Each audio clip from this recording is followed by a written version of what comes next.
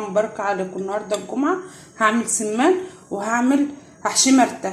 المرته ده انا عاملاها ازاي؟ مخرطاها بالسكينه، حاطه فيها كمون وفلفل وملح وحطيتهم على النار بنقطه زيت بس، وهحشي السمان وهرجع اوريلكم هعمل فيه ايه. انا كده يا حبايبي حشيت السمان، حطيت جوه المرته وقفلت بالكبده والقنصه، وحطيت الخله عشان اقفل السمان حلو. وبعد ما اجي احمره بقوم شايله الخله دي، هركن كده على جنب. وهجيب الطبق ده في بصل، هحط في البصل ده فلفل اسود وكمون وملح. ليه؟ عشان هحطهم في الشوربه.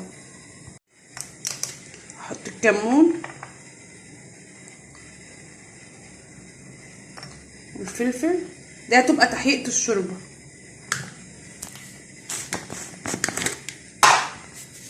واحط الملح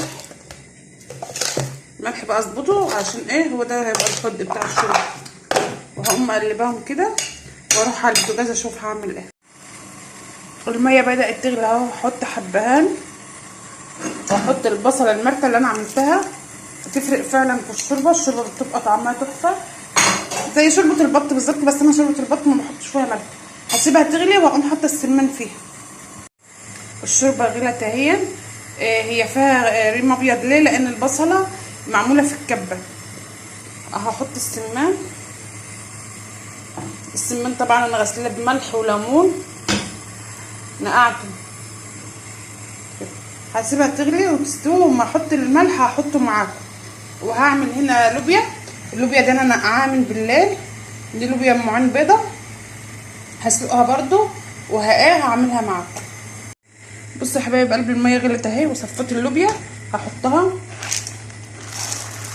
انا ليه نقعها من بالليل؟ لان ما بحطهاش تستوي بسرعه وما بتاخدش وقت على النار، وبيبقى طعمها احلى بكتير.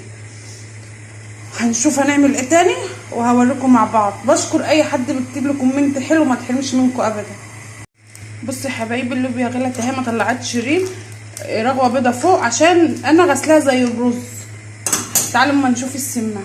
يا حبايبي السمان غلى اهو، كده انا هوطي عليه البوتاجاز. ريحته تحفه، جربوه بالطريقه دي. هي البورسعيديه والدمياطيه اللي بيعملوا البط والسمان كده، احنا ولا بنحشي رز ولا اي حاجه. هو طعمه بيبقى كده، بيبقى حلو قوي.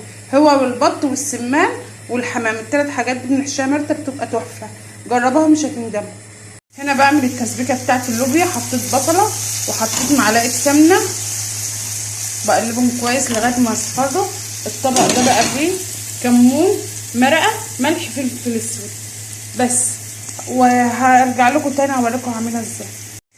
كده البصله احمرت، هحط فيها معلقه توم.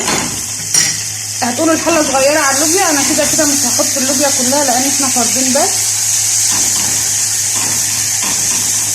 معلقه التوم دي بتخلي اللوبيا طعمها تحفه، جربوها مش هتندموا.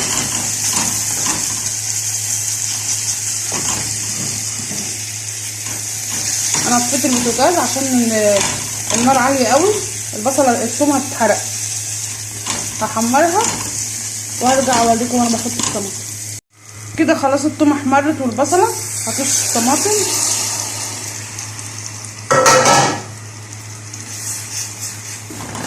هحط بقى البهارات، هسيبها بقى تسبك براحتها خالص. اما تنطر قدامها هشوف هعمل ايه. بصوا يا حبايبي هي كده اللوبيا استوت، انا هطفي عليها. فايده بقى اللي انا حطاها في الميه من بالليل هي اللي سوتها لي بسرعه، ما خدتش 10 دقايق على النار. وهقوم موطيه طفيت عليها وهغطي عليها وشويه، وهقوم غسلها في المصفى. وانا برضو غسلها زي الرز الاول، وممكن ما اغسلهاش بس انا بحب اغسلها برضو. بصوا يا حبايبي كده استوى السمان، هطفي عليه وهحمره برضو معاكم. وهطبخ رز ابيض. انا لسه التسبيكه على البوتاجاز، انا مهديه عليها النار خالص. انا بحب الاكل يبقى النار هاديه عليها. ممكن اعلي تغلي غلوه وهقوم مهديه تاني لغايه ما تنطر قدامها، وهرجع اوريكم هعمل ايه في اللوبيا.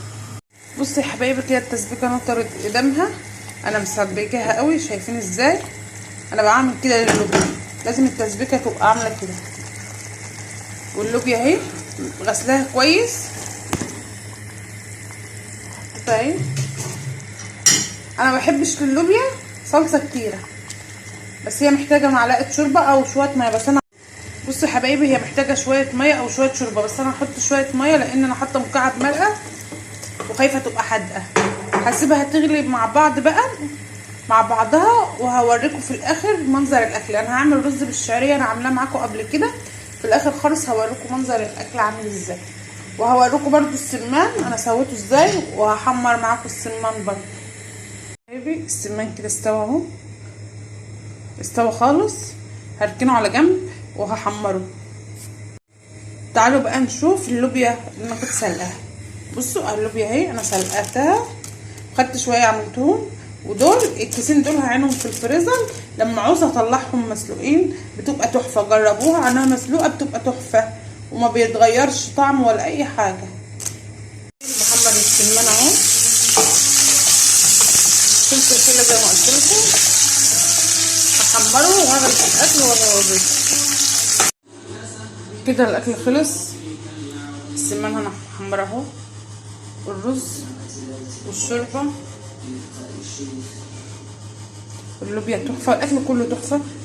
ما تنسونيش في لايك وشير وكومنت حلو. مع السلامه.